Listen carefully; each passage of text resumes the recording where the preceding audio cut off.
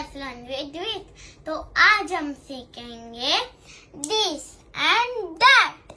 चलो, दिस आता है जब वन थिंग नियर होता है, दैट तब यूज होता है जब वन थिंग फार होता है। तब देखो, दिस में भी वन थिंग और दैट में भी one thing, but no, this में नियर और दैट में